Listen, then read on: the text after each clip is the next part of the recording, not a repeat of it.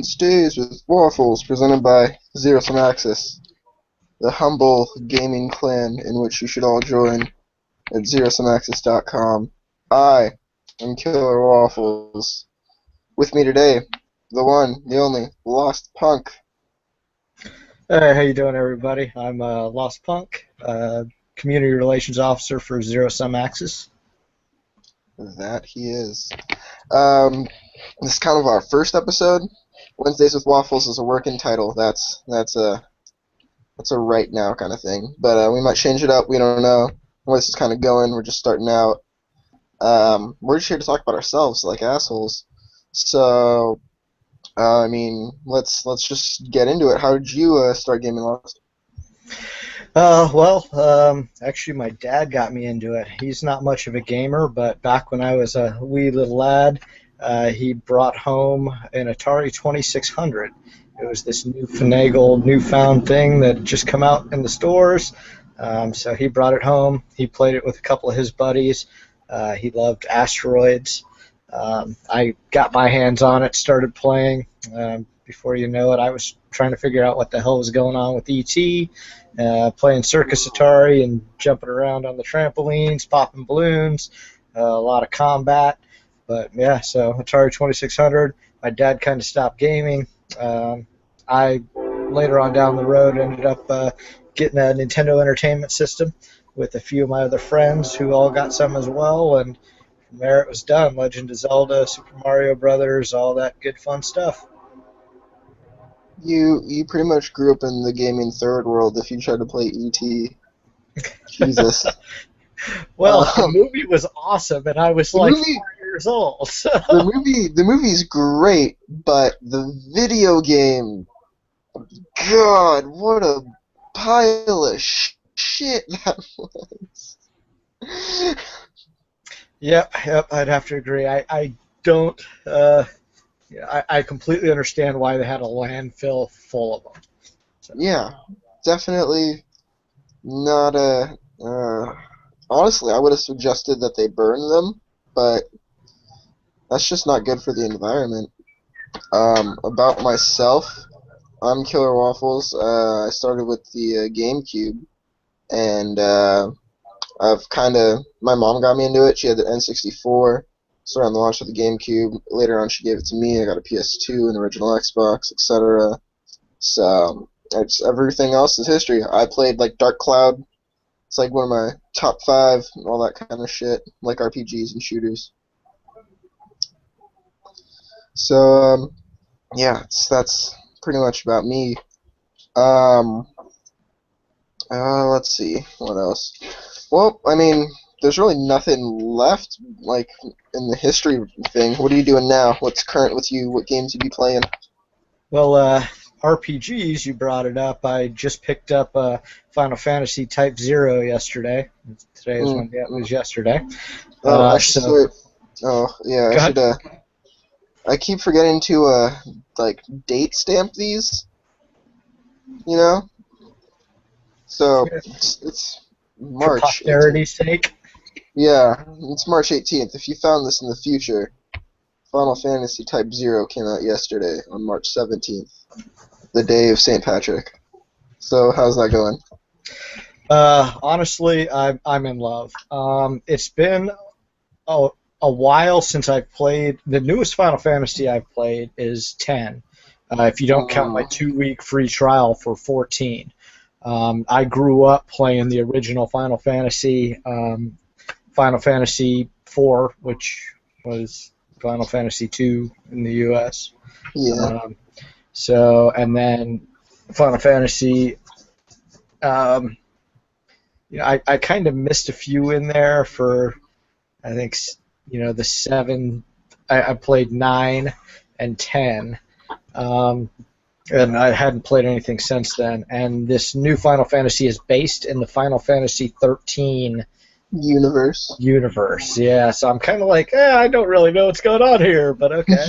But I was also a little concerned with the fact that it's an ARPG, so it's basically hack and slash stuff. And when I completed the intro chapter, I was a little thrown off that might be all there is to the game is that, but once the actual RPG element started kicking in and I figured out exactly what I was doing and all that, it was a lot of fun.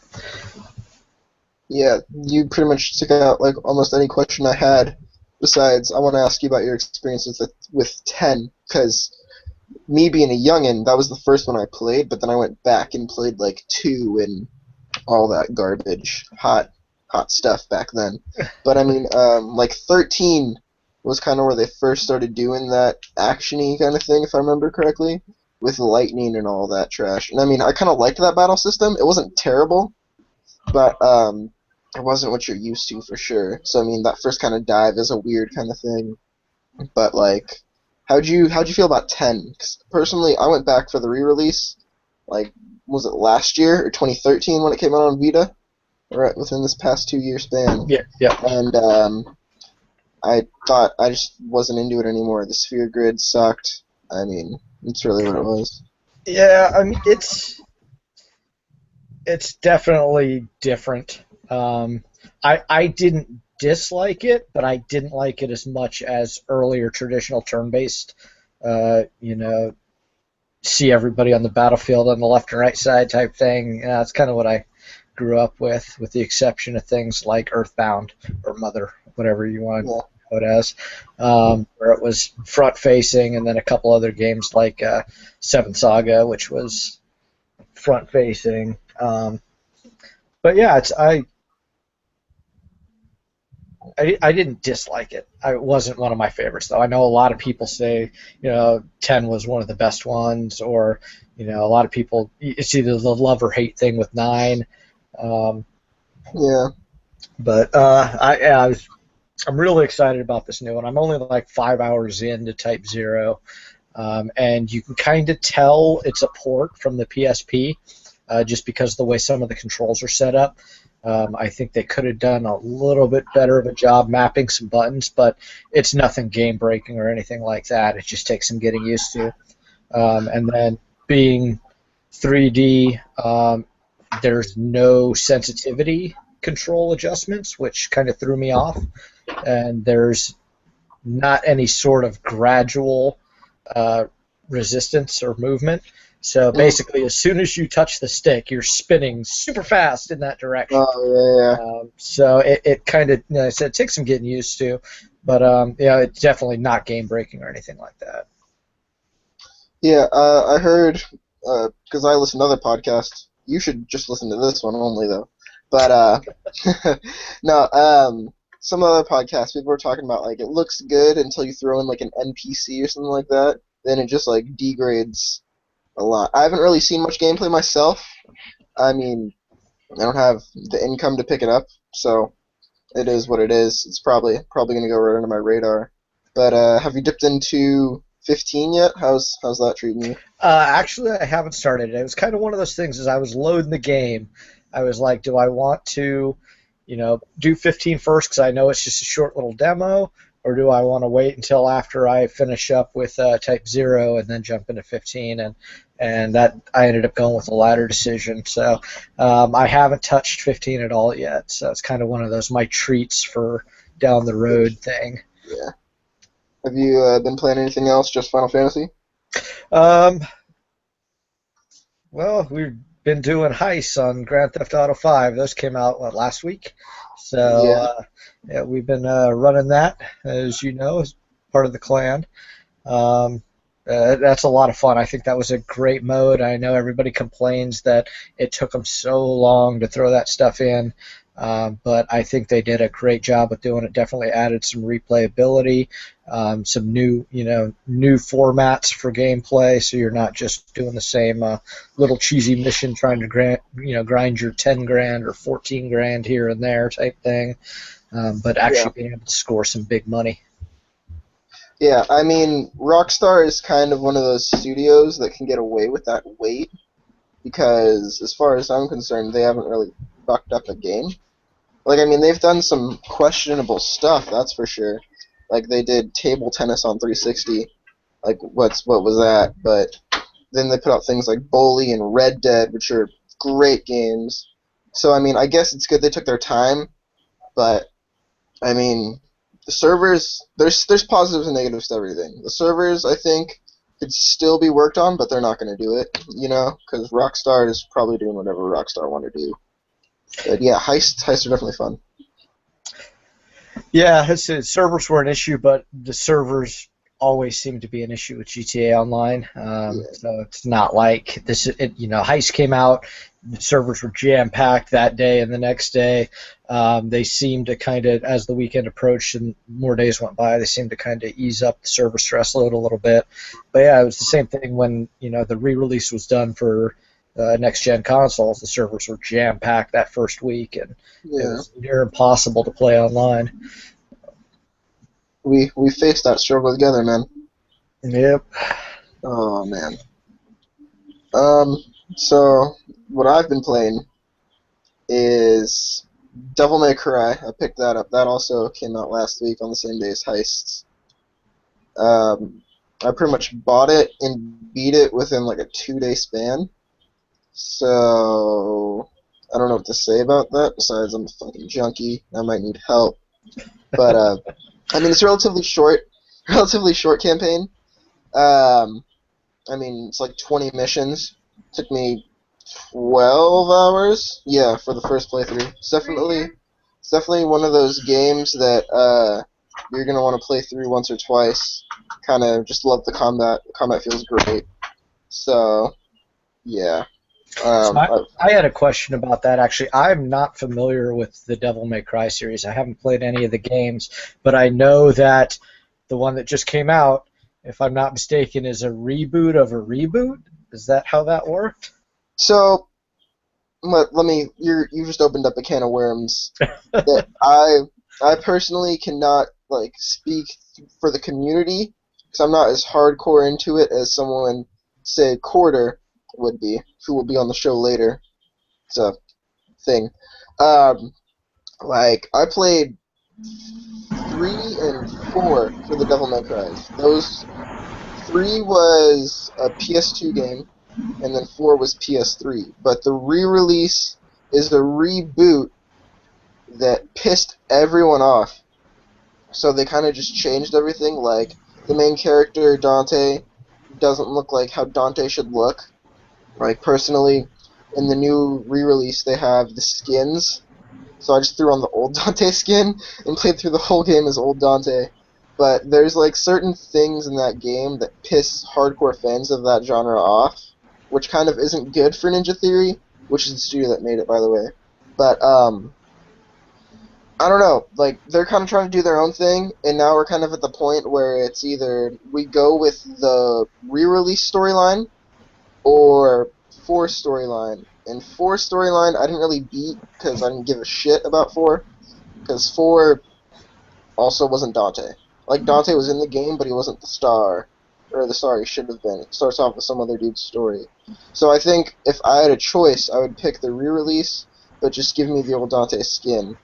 But things that pissed off the community were in like the very first level. So this is not even spoilery. Um, like the boss monster knocks off like a mop head, and old Dante has this like long white hair, and it shows and it like lands on new Dante's head, and he's like, not in a million years, and that just pissed everyone off. It pissed me off. So I don't know.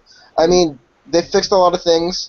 There's turbo mode, which in hardcore mode, which are 2 like kind of throwbacks to make it feel like the old games that you want to play. And now it's 60 frames, and they added all these new whoop-de-doos and all that. That sounds like DMC fans are having a Star Wars Disney expanded universe problem. Oh, yeah, except DMC fans are more lenient and will be like, oh, I fucking hate this game, but then buy it and like continuously play it, is what is from my understanding of that. Yeah, I'm pretty sure Star Wars fans do the same thing though. Yeah. Fuck Disney. Alright, can we just put that out there? They We can't. fucking They own everything now. Marvel, Star Wars. I mean, they don't see I'm not a Marvel guy. I'm a Batman guy. I'm a oh DC no. DC in the soul. So I mean, we're doing good for ourselves, you know? We got the TV shows, we got the sweet Batman movies, we got an MMO. You guys have an MMO, but it's not as good as our MMO. Yeah, well, the only true superhero MMO is City Heroes, City of Villains, but unfortunately that died like 5 years ago. So I'm kind of bummed that died because like I've heard so many like great things about those games. I just I never got around to it. I wasn't super hardcore yet. well, it's not a very super hardcore game. It's Yeah. eh, it was just a lot of fun. That's what it was. A lot of fun, great character development, and it's an MMO. Nowadays, I kind of lump most MMOs together unless they do something drastically groundbreaking. Yeah. Um, I I really enjoyed Star Wars: The Old Republic when I played it because of the fact that they have kind of the campaign mode MMO thing going on, which is where Yeah. whichever class you chose had its own storyline to follow. So even though you were doing the grindy missions that everybody does the same grindy missions, you had that one storyline for each character to follow. So you had 8 different replays on it just to figure that stuff out. Yeah. I mean, speaking of MMOs, I played Defiance yesterday just to kind of check that out, and it's fucking good, man. Like I don't know, like a lot of people didn't like it. Yeah, I've never heard anybody say that before. So I'm I mean, there's a lot of things that I'm going to say that people disagree with, but Defiance is what I wanted Destiny to be, you know? Like going back in a post-Destiny world, looking back at Defiance, Defiance is amazing. the only thing, well, I guess most of the stuff I hear about it is more along the lines of relating to the story, where if you didn't get in from the ground up when the TV show and the game launched together and all that, the story kind of fell behind and it was hard to jump in at a later date because you just missed out on so much. Yeah, so here's how I play MMOs personally. You're about to learn a lot about why I think this is a great game. I put this game on mute, didn't give a shit about the cutscenes, and listened to a podcast the whole time we're playing. So, that's probably why I think it's good, because it's one of those things where with pretty much almost every MMO, I just turn off the story part of my brain and go straight for gameplay and like raid and group mechanics kind of things. So, I mean, from that point, the cutscenes get in the way if you're just playing it on mute. But then that's kind of just the time to like check your phone or whatever you got to do, get up to take a piss. But like, I mean, when you start out in the game, it starts you with this cutscene or whatever, and there's 2 characters from the show. Like, I watched an episode of the show, and the writing was really bad, but it is what it is. But I chose like the survivalist, which is the sniper. So kind of starts you off, showing you all the mechanics. It gives you like a special ability. There's like cloak, overpower, like speed run, and all that medic stuff. And then I chose cloak and sniper, and then I kind of ran around the world, did a few quests, and got a new sniper. That was pretty cool. I mean, they have a visible kind of rarity system, kind of like a Borderlands would, you know, or like Destiny. I guess that's the closest thing you could compare it to. Even though people say Destiny isn't an MMO, it's more of an instanced kind of thing. But I mean, it's good so far. I like it. I've switched out my pistol for like an LMG, so I'm running around with like an LMG sniper combo, doing all this cool shooting people in the face shit. It's one of those games just to tune out and play. I was actually talking to Quarter about your guys' game style and like being able to be in a chat party and talking to people while playing campaign games. I can't do it personally. I have to be immersed, in the story and Yeah. know what's going on and do all that. And that's it. So far, I'm loving Final Fantasy Type 0, because I just want to know what's going to happen next. What are these people up to? What are they doing? I got to find out. So if it's something that, I guess maybe like during grindy parts when I'm just running around in the field and, Yeah. hit mobs to level up, it wouldn't be so bad. But I know the minute I was missing cutscenes, or I'd be yelling at everybody to shut up so I can hear what's in the party, But Yeah. yeah, I I mean, don't know how you guys do it on campaign stuff. like, there's exceptions to games for sure for me. Like, I played Devil May Cry. You might have heard me button mash all weekend when we played. That was me playing Devil May Cry. But, Yep.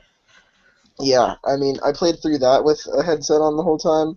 But that's one of those games where, like, you really just have to catch the beats of what's going on. So, like, the overall story arc itself is you fight this evil corporation, which isn't spoilery, because I'm pretty sure it's in trailers. But, yeah, you fight them, and I mean, that's all you really need.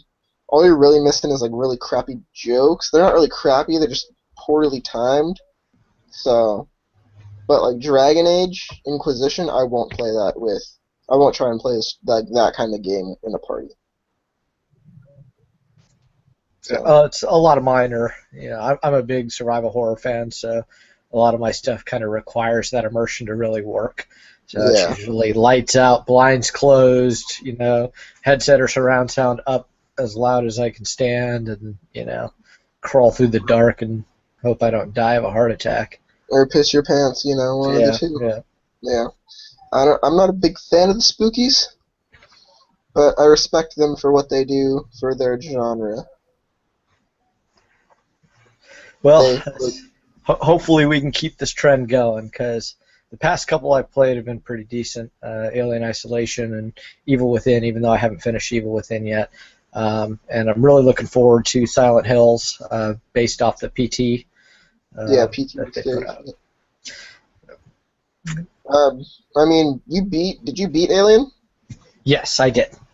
Did you think what everyone else thought and think it was too long? Um, I didn't think it was too long. Well, I don't know. It kind of depends. It wasn't so much the length as I think maybe the mechanics. They didn't establish their mechanics fully. They had a crafting system involved where you could build all this freaking stuff, but there was not a need for it. I mean, I ended up running around with a full stocked inventory for a majority of the game, and not using much of my stuff. Like occasionally I'd throw out like a noisemaker device or something like that, or occasionally I'd pop a flare, but it was, for the most part, I just left all that stuff in my inventory and just ran around. So I think if they would have included a little more of a need for that sort of stuff, it probably wouldn't have felt as long as it did. But it was kind of like run around, grab stuff, craft as you're going, and then never use it. I'm just looking at all this inventory stuff the whole time. But yeah, I could. I wouldn't say too long. Longer than I think a lot of people are used to for games nowadays. I mean, if you look at The Order, which came in at a whopping 5 hours of, not only gameplay but cutscenes, 5 hour total length or whatever. I think I that mean, people are getting used to that, 10-hour game, 20-hour game. So now it's like, oh crap, it's a 30 or 40-hour game. That's really long. yeah. So I mean, that kind of begs the question of do people? I mean, obviously there's room, but is there really room for like the 40-hour bring it home kind of game anymore? Like everything's kind of online connected. So like the single player 40-hour campaign isn't really something that'll appeal to anyone. Well, I mean, well, like let's Dragon Age Inquisition sold great. That's like a 60 hour RPG. But something that's like I don't know. I don't think a COD campaign since like Modern Warfare 2 has been over like 6 hours or something like that. I think that it really depends on the development of the game, the writing of the game, the story of the game. Like you said, if you're kind of just not that into it, and you're playing with a podcast going or listening to music or BSing with your friends as you're just pushing through the game, then yeah, it's definitely going to seem a lot longer if it's 30, 40 hours. But if you've got a well-written storyline, like some of the older titles have been, longer titles, Dragon Age, you're paying attention to what's going on in that. I think as long as that writing is done well and keeps people wanting to know what's going on, it can still work out. But yeah, I don't know, a lot of people nowadays kind of want that quick one and done type thing. Yeah. I don't know. I think it all comes back to, I guess, what the developers want. Yeah. What do you want? What are you looking forward to this year? Oh, well, I was waiting on Final Fantasy for a long time, so I'm glad I finally got that.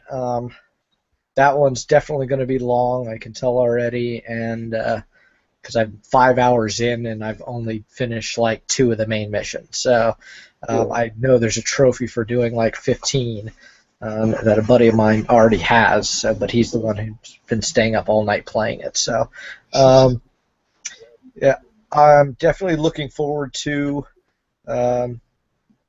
the announcement from Bethesda coming up for E3. Fallout 3 is one of my favorite games of all times. So I'm hoping and praying that this announcement is leading up to Fallout 4 or Fallout Boston or whatever they're going to call it.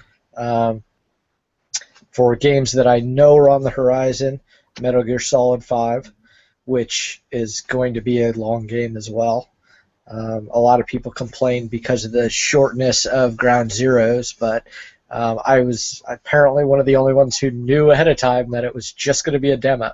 But just for that one little chunk of area, for that couple of objectives, for it to take the 5 hours or whatever it took to get through it, to be expanded on into a huge open world, I think is going to be great, and it's going to be a long, nice long game.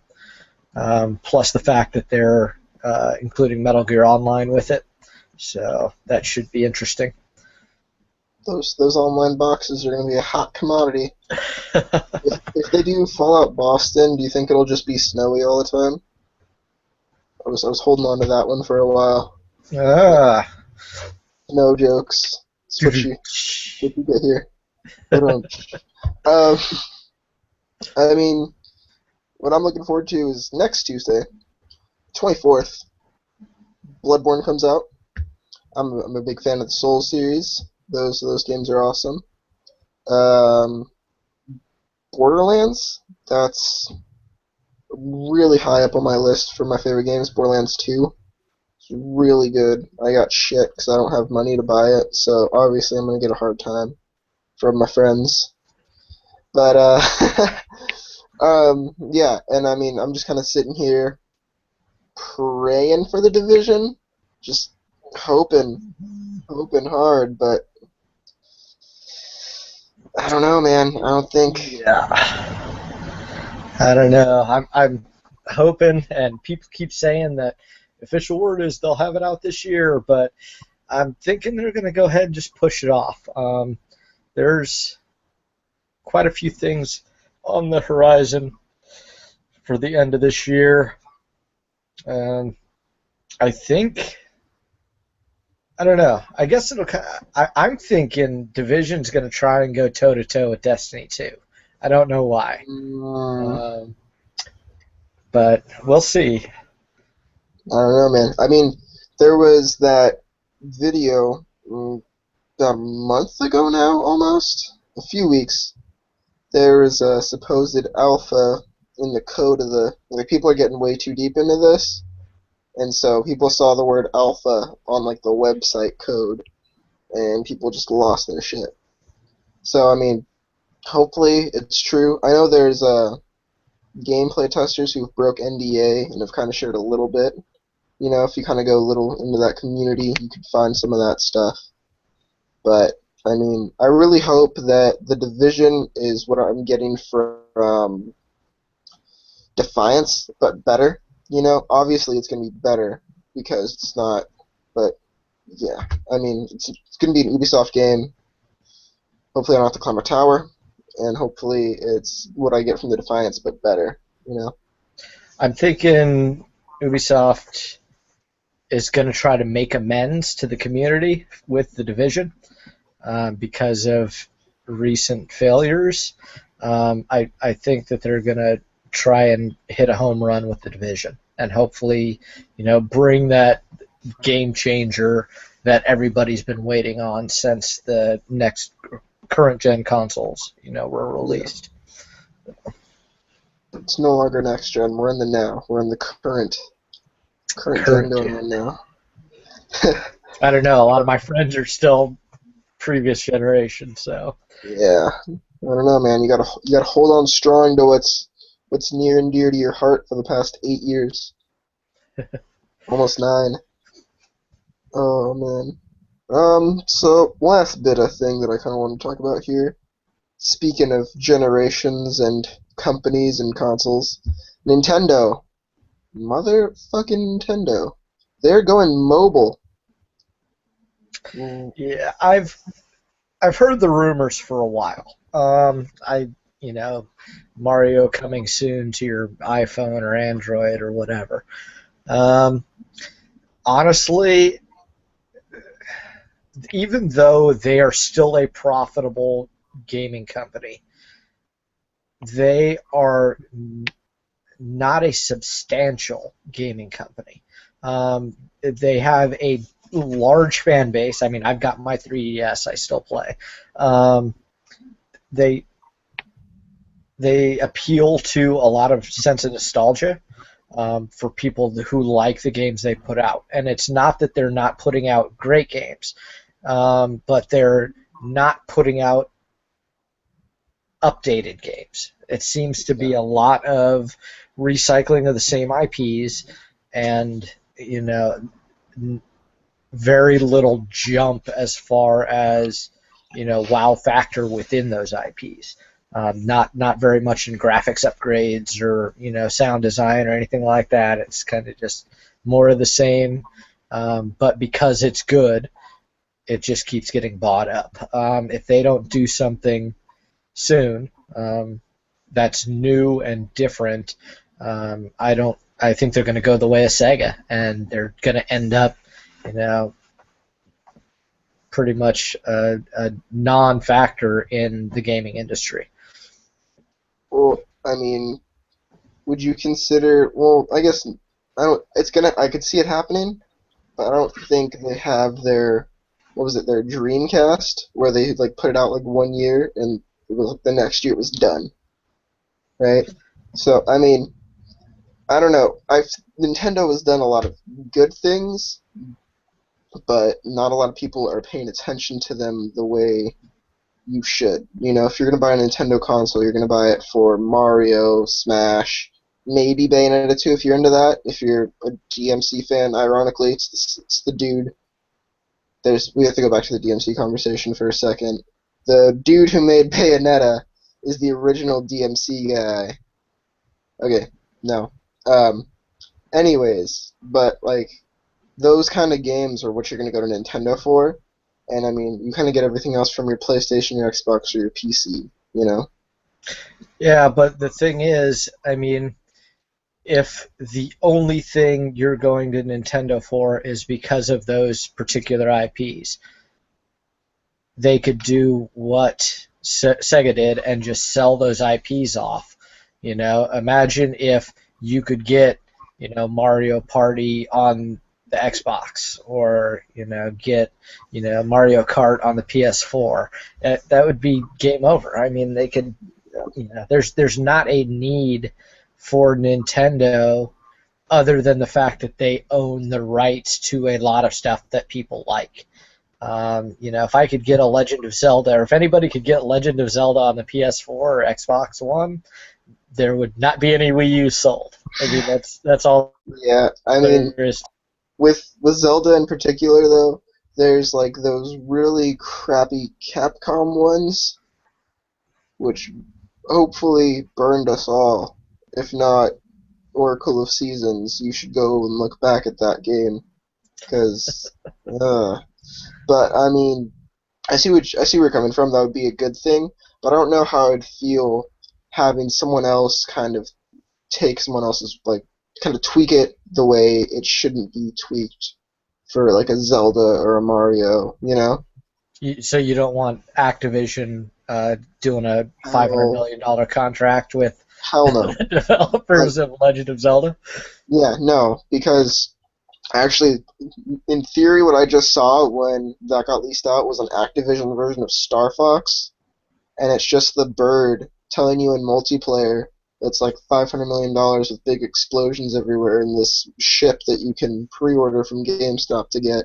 Do a barrel roll for 20,000 XP, and you'll get a new level. Like, no, I don't want that from Star Fox.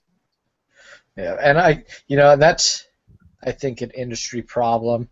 Um, it's even Nintendo with the new 3DS. Like I was so excited when I heard that was coming out. I was like, "Oh, a new 3DS finally!" And they added a couple buttons and put in a processor that loads at 10 seconds rather than 17 seconds. I mean, it's kind of like, wait a minute, you guys, this is the Yeah, next level. You I know, mean, but they could have done that in a different way.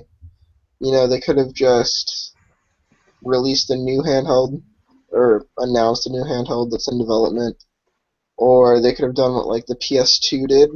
Like, not a lot of people noticed, but like there was multiple different revisions of the PS2 over the years. Like, not just the fat to slim, but there was like some small upgrades between like later and later PS2s that nobody yeah. noticed. You know, so they could have done something like that with the processor and taken out the eraser and put in a real fucking C stick. But you know,